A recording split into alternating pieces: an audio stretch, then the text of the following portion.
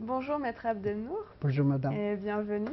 Merci Merci. d'avoir accepté de répondre aux questions C'était un d'Al-Karama plaisir et aujourd'hui. un honneur pour moi. Vous allez recevoir donc le prix Al-Karama pour les défenseurs des droits de l'homme 2009 ce vendredi.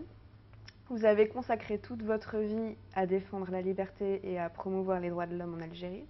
J'aimerais commencer d'abord par une question un peu générale et donc vous demander quel conseil un homme d'expérience tel que vous pourrait donner à une jeune organisation telle qu'Al-Karama pour avoir un meilleur impact sur la situation des droits de l'homme. Vous savez, la Déclaration universelle, c'est dans quelques jours, jeudi, le 61e anniversaire de la Déclaration universelle des droits de l'homme du 10 décembre 1948. Il y a eu, après la Deuxième Guerre mondiale, et les atrocités qui ont été commises dans le monde et particulièrement en France, on a, avec la guerre contre l'Allemagne, vraiment un effort pour défendre la personne humaine et ses droits.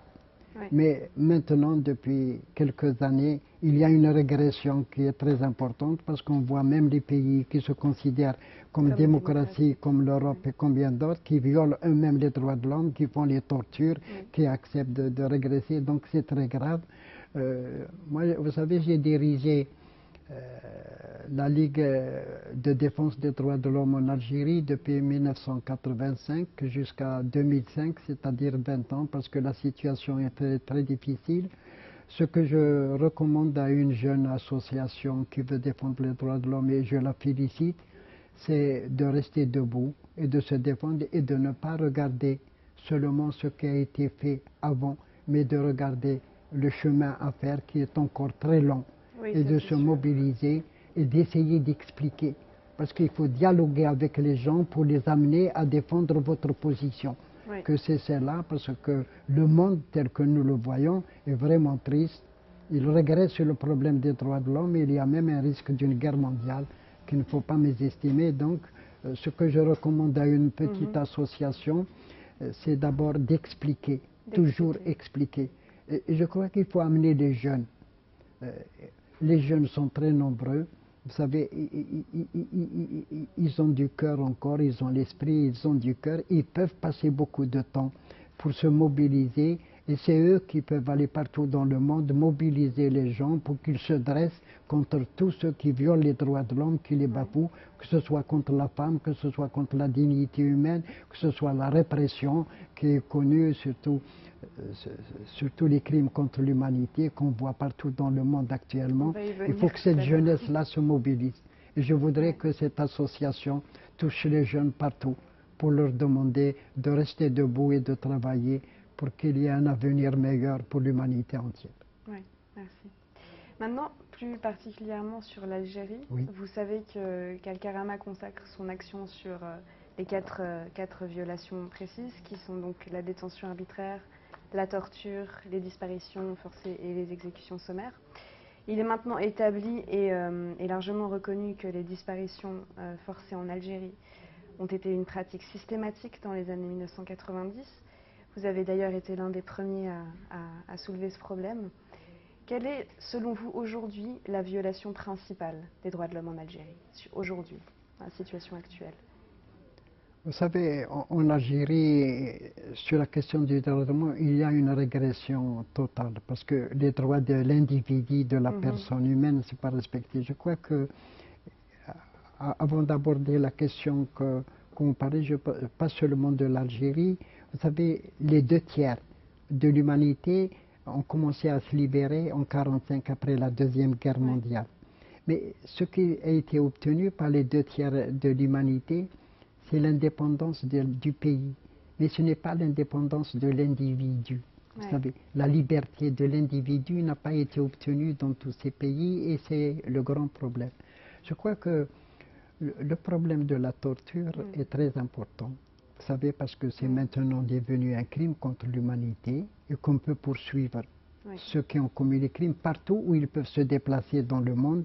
Tous ceux qui ont signé la déclaration de 1984 internationale, le pacte international sur le peuvent être poursuivis dans les pays si ceux qui ont signé appliquent la loi. Soit ils vivent dans ces pays, soit ils sont de passage, ils peuvent être poursuivis. Donc c'est très important d'insister sur le problème de la torture. Mais en ce qui concerne l'Algérie, le problème des disparus, vous savez, c'est presque le seul problème sur le plan international où nous sommes écoutés. Parce que vous savez, d'abord, il y a eu un problème très important en Amérique latine. Si vous prenez par exemple l'Argentine, il y a eu 8962 disparus. Et au Chili, 3500.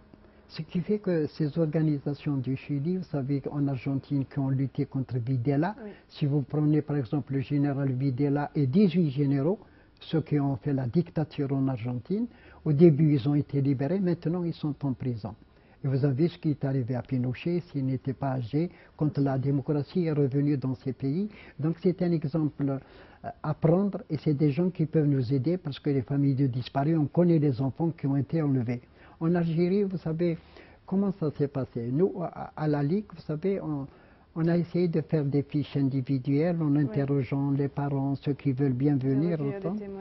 Nous, à la Ligue, on a retenu 18 000 disparus. 18 000 disparus individuellement. Après, même ceux qui dirigent l'Algérie actuellement, ou même avant, ont reconnu 10 000 disparus, et le président actuel a reconnu 10 000 disparus, ce qui est important. Mais le problème qui se pose, vous savez, c'est quand on interroge une famille. On lui dit, est-ce qu'on a pris votre enfant, ou votre mari, ou votre frère, seul?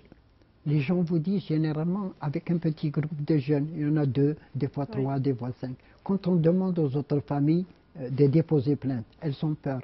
Parce que vous savez comment on les menaçait au début, la sécurité militaire, avant qu'elle devienne DRS, allait voir les familles et lui disait, si vous parlez, non seulement votre fils ne revient pas, mais on va prendre les 2 autres garçons. Vous comprenez? Donc il y a une menace et à un moment donné, ils ont commencé à se tuer. Il a fallu que la Ligue commence à dénoncer sur le plan national et international. Mais le problème qui se pose et qui n'est pas encore réglé, est-ce que les disparus sont tous morts ou il y a encore des vivants? C'est-à-dire que le problème qui est posé, fondamental, est-ce qu'il y a encore des camps secrets? Bon, parce que vous savez, les gens racontent beaucoup de choses. Moi, je pense qu'ils sont morts. Parce que vous savez comment ça se passe. Il faut reconnaître d'un autre côté, il ne faut pas l'oublier aussi, que les groupes armés islamiques, quand ils enlèvent quelqu'un, ils n'ont pas où les garder, ils les tuent. Mais du côté de l'administration et de la police ou de la gendarmerie ou surtout de la sécurité militaire, quand ils les prennent, ils les torturent, vous savez, pour avoir l'information, pour avoir qui c'est qui leur a donné des ordres, qui c'est qui travaillait avec eux. Il y a 2 problèmes qui se posent. S'ils sont morts et qu'ils sont dans des fosses communes, il faut bien qu'ils disent aux familles où sont ces fosses. Vous savez que maintenant, avec l'ADN, on peut savoir exactement, retrouver les restes d'un enfant. S'ils sont vivants, ou bien ils les traduisent en justice, s'ils ont fait quelque chose, ou bien ils les libèrent. Or, le pouvoir, jusqu'à présent, il ne veut rien donner. Et le problème fondamental, c'est qu'à travers la concorde civile, ou à travers ce que Bouteflika a voulu faire, la réconciliation nationale, la paix par la réconciliation nationale, on a voulu régler le problème par de l'argent. Vous avez un fils disparu, ou bien un frère, ou bien un mari.